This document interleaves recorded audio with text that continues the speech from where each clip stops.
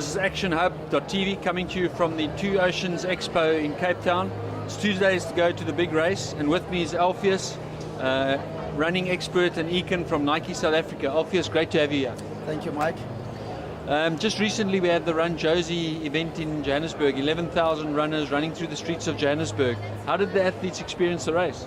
How awesome was that, Mike? When we started with this idea of letting the runners run in the middle of Johannesburg, no one believed that we can crack that. And to get to see 11,000 people running the street of Johannesburg was a cool thing.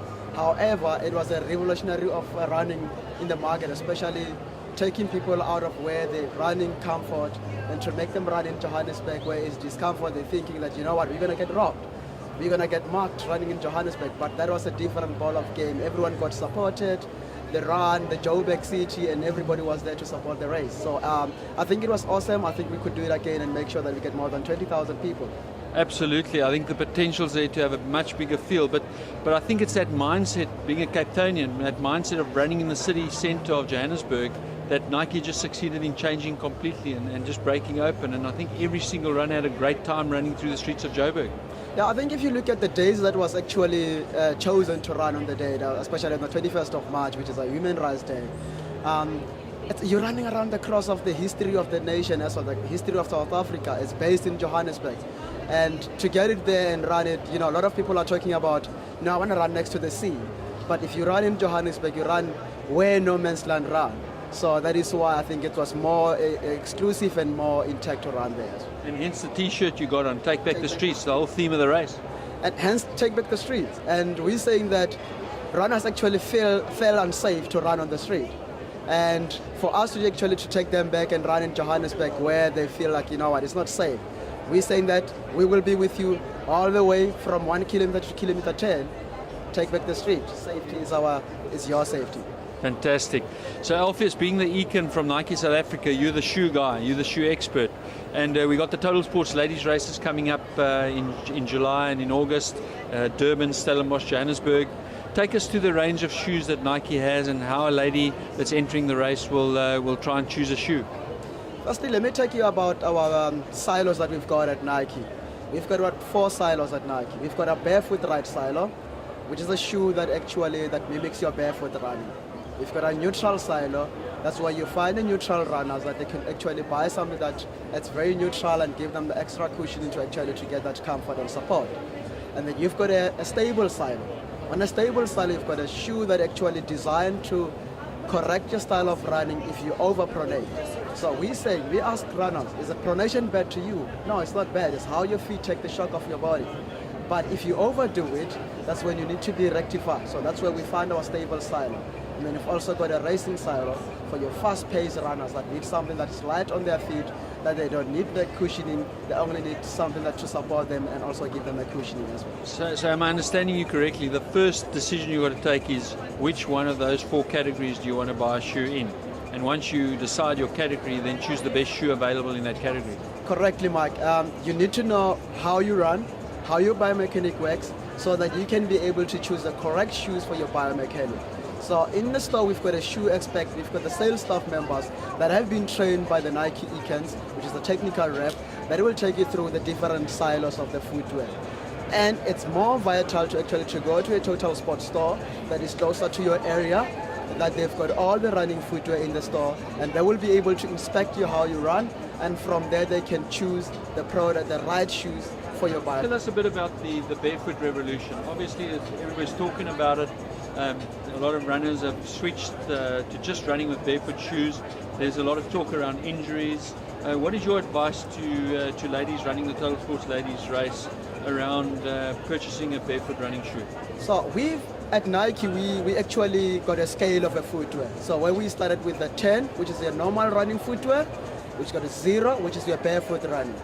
So for somebody to start running with a barefoot, he needs to gradually move. It's a baby step, man. So what we're saying is that from running with a 10 shoe, you need to move it to a running Nike Free Run, which is a 5.0, which is the middle of the barefoot to a traditional running footwear. So that gradually builds you. That will be this shoe.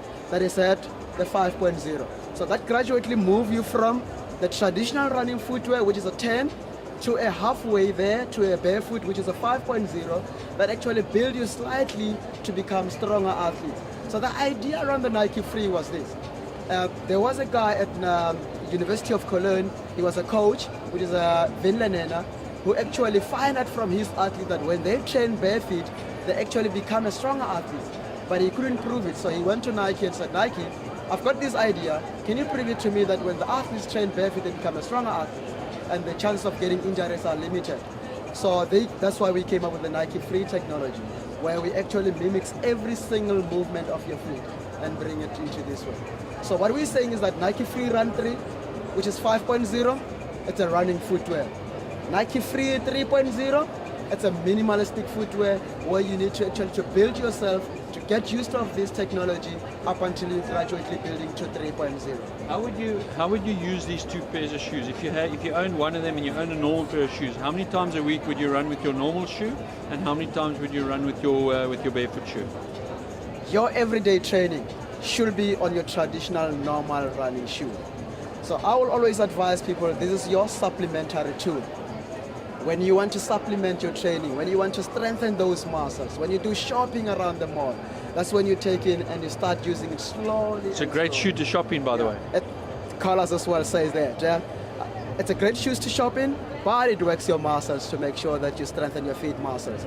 So for me, take it like, that's what I'm saying, is a baby step. A baby cannot born and walk at the same time.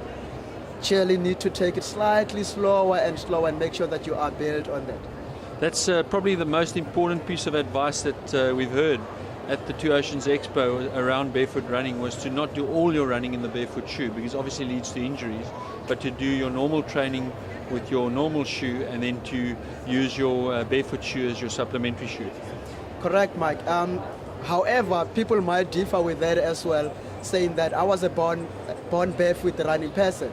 For an example, you had the guy who came in, Comrade Stan, who bought the Nike Free Run, and he went and competed Comrade with a shoe. That guy didn't get any injuries, he completed the race with no problem.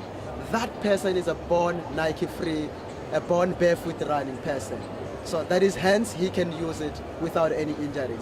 Me and you, we need to get used of it, build it first, making sure that our feet, our muscles, our core muscles get used of that technology up until we know we can run with the shoe.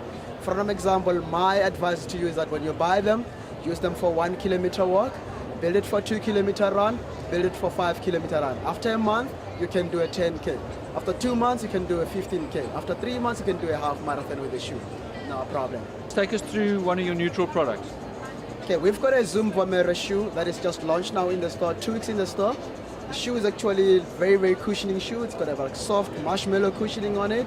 It's got a Zoom Air on the heel and a Zoom Air on the foot, on the forefoot, to actually for your impact absorption. It uses what we call cushion midsole, which is a softer ride cushioning. And also on the shoe, we've got what we call flywire technology. What flywire technology works as like a suspension bridge cables. So it gives you that snacker fit on the forefoot. So what it does, it actually eliminates your sliding of your foot from when you land on the ground to when you propel forward. So by doing that, it reduces the risk of getting the chafing and blisters as you run. So how do you identify the neutral running shoes when you get into the store? By looking on the inside of the shoe, you will see the shoe's got just one colorway from the heel to the forefoot. So that gives you that shoe doesn't have two colors. So that makes you that you're in the right section of a neutral ride shoe. As opposed to an anti-pronation shoe? It's supposed to anti-pronation shoe, Mike, as it has two colors. So it's a little bit of a denser material and a little of a softer material on the forefoot. So overpronation is when you roll inside, so that then the support that you get from the shoe is what actually corrects the style of running and brings you in a neutral way to make sure that you reduce the risk of getting injuries as well. Great to talk to you, Alpheus. Thank you for your excellent advice, and good luck with the Two Oceans. Thank you, Mike.